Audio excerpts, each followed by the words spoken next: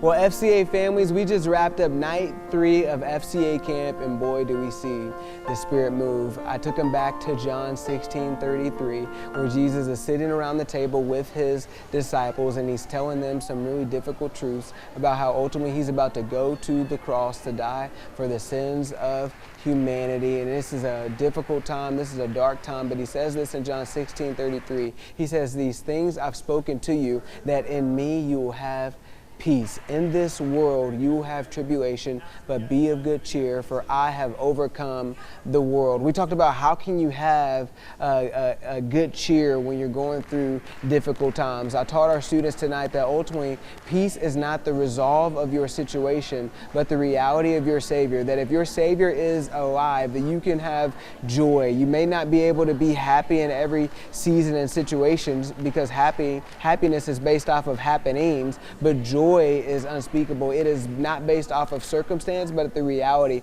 of our Savior. Tonight we got to dive in to really difficult things that students are going through. I got to help them create space to process those things. We went to Lamentations 3. We talked about what we call to mind that gives us hope. And we talked about ultimately when we go through seasons of suffering that we should not react, but we need to respond by way of what Christ has ultimately called us to. It was a great night, a heavy night. A question that you can ask your students is, how are they navigating the suffering and the loss that maybe they may be dealing with in their life? Come alongside of them as Jesus did, meet them in their brokenness. But I'm telling you right now, we got to see students worship their way out. They said they're going to see a victory, although they may not see it right now. We know that because Jesus is alive, they will see that victory. So it's night 3. We got one more night to go, and we are not done. I'll see you tomorrow. Peace.